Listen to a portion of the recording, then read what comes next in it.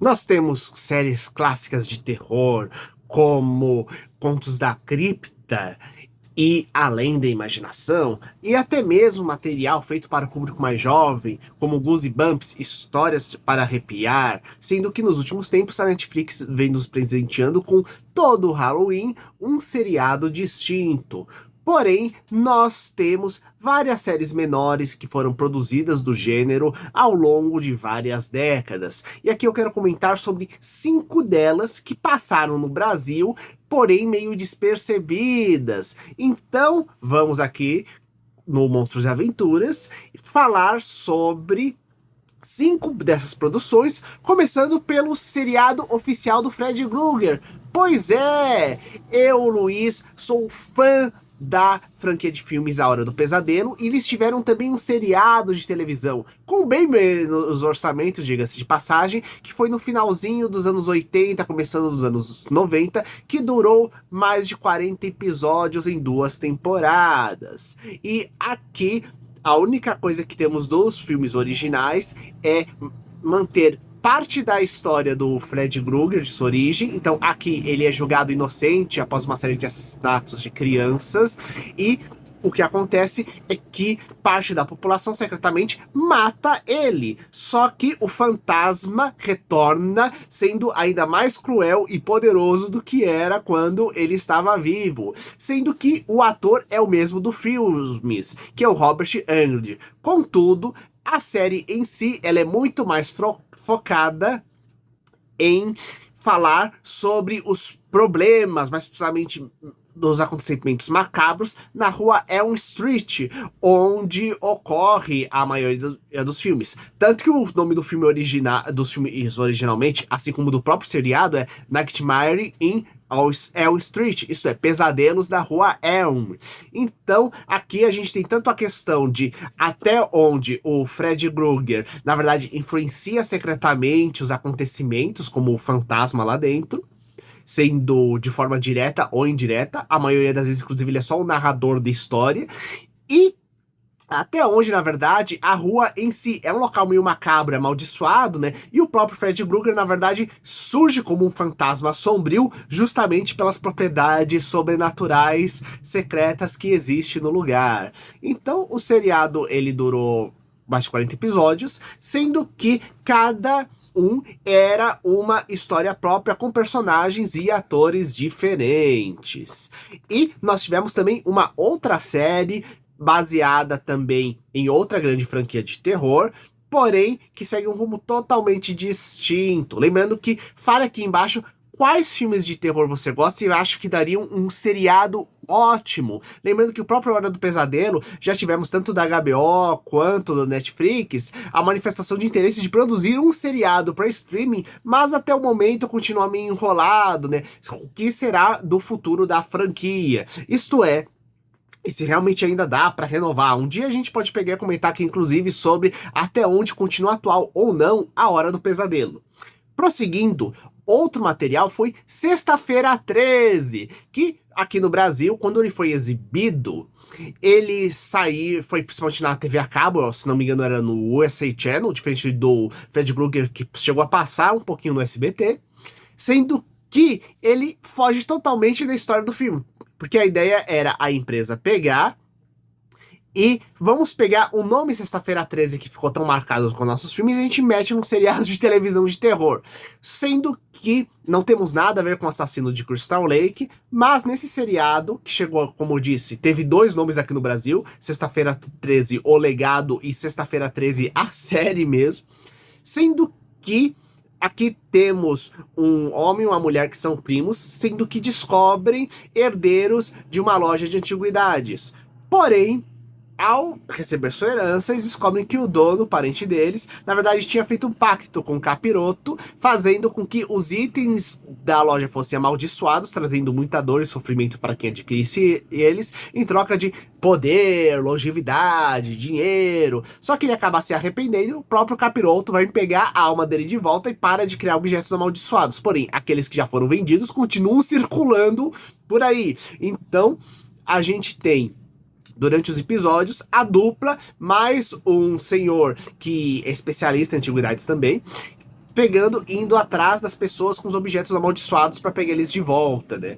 Inclusive, duas coisas interessantes é que, no primeiro episódio, nós temos justamente as patas de bode se aproximando do diabo que vai pegar a alma do ano anterior, de uma cena bem classicona mesmo, de filme de terror.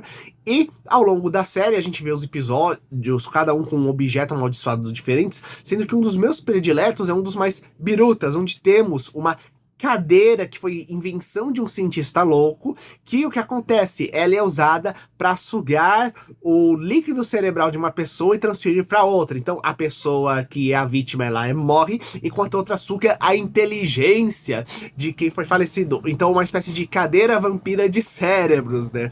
Uma ideia bem, assim, um steampunk meio macabro, né? Mas que é um dos meus episódios favoritos. Prosseguindo então, indo numa linha um pouco mais de ficção científica, sendo que esse seriado que eu falei, o Sexta-feira 13, também foi lá no comecinho dos anos 90, mas então, indo um pouco mais pra frente, lá no meio de 94, 95, nós tivemos um seriado de ficção científica chamado VR5. Esse durou menos, apenas 13 episódios, inclusive fez um sucesso tão limitado no exterior, que na primeira exibição nem os 3 últimos episódios foram exibidos, né? Mas chegou a vir pro Brasil, e aqui nós temos uma telefonista que descobre que o pai dela não morreu no acidente, mas parece que foi assassinado, e era um super cientista envolvendo realidade virtual. Então ela descobre como usar esse equipamento para poder pegar, e através de uma ligação telefônica, quem atende, ela consegue entrar na mente da pessoa, criando uma espécie de realidade virtual, seja para interrogá-lo, seja para modificar algumas coisas na mente. Eu fico me perguntando de até onde não tem A Origem, não bebeu um pouquinho desse seriado, ou mesmo do clássico A Cela, um filme, na minha opinião, extraordinário, envolvendo justamente você entrar nos sonhos, na mente da pessoa para tentar conseguir alguma coisa, usando justamente um equipamento de realidade virtual, né? Então, é uma sériezinha que tem uns preceitos interessantes, com a protagonista acabando virando uma agente especial de uma sociedade secreta para pegar e conseguir lidar com bandidos e criminosos dessa forma, ao mesmo tempo que ela tenta descobrir o que aconteceu com a criação da realidade virtual do pai dela, quem matou o pai dela, tudo mais, né? A próxima obra, mantendo o clima de ficção científica, só que no mais pra frente, lá pros anos 2000, né? Estamos falando da série A 11ª Hora, que teve 2 séries.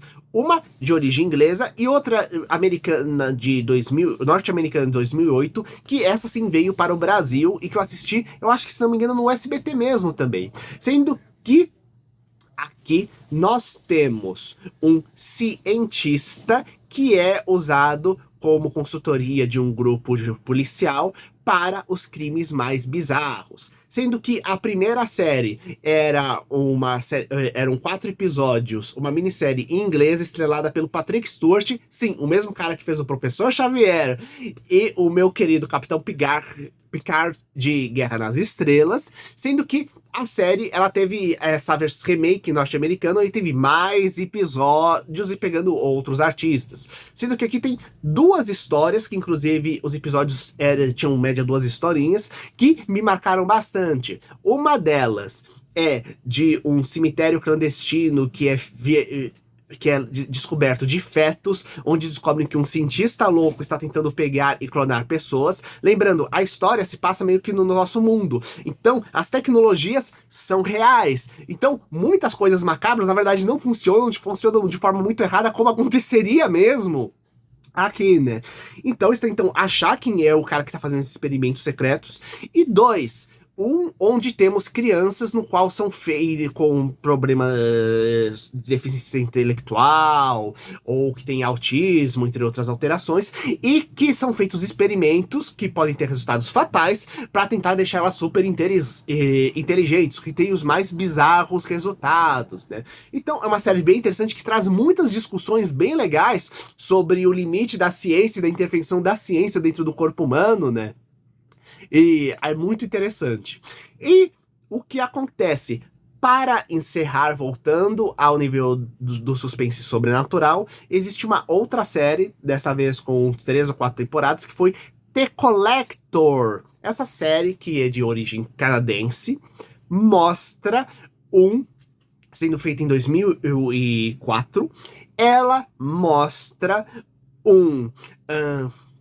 digamos, coletor de almas do inferno, que era antigamente um humano, uma pessoa que no século XIV fez um pacto com o diabo para conseguir com que sua esposa sobrevivesse a uma doença, vivendo assim 10 anos da vida dela. E o que acontece? Esse é o padrão, você faz o pacto com o diabo, consegue o que quer, 10 anos depois ele vem pegar sua alma e te atormentar eternamente no inferno. Então, passada os 10 anos, ele vai pegar e se encontra com o diabo, só que temos uma nova proposta que é feita, inclusive porque o cara fez uma coisa super boa, foi para ajudar a esposa, não tentar prejudicar ninguém, né? Então, ele pega e faz o seguinte, ele vai ser um imortal coletando as almas do diabo, só que é o seguinte, não é porque o diabo não pode coletar as almas.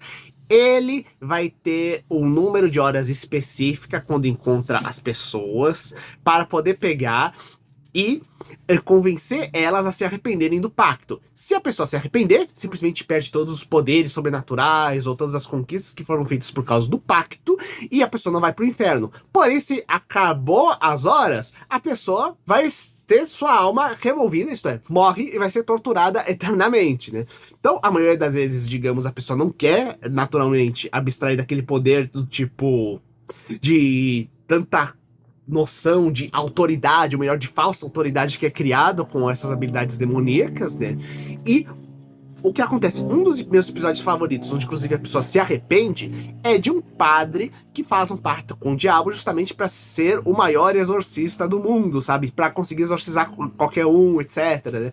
E o que acontece? Foi meio do tipo, fez um pacto com o diabo, na verdade, para lutar contra o próprio diabo. Só que a coisa não é bem assim. E a gente descobre, junto com o padre, que na verdade, quando ele fez esse pacto, o diabo com isso teve autorização para liberar geral os demônios na Terra para conseguir fazer com que aquela região fosse realmente um local de infestação de assombrações, sabe? E o que acontece é que todas essas entidades estão lá, só que com a condição de que eles têm que automaticamente sair do corpo que estão possuindo se elas pegarem e tiverem essa ordem vinda diretamente do padre, né? O que faz com que o padre, inclusive, se arrependa.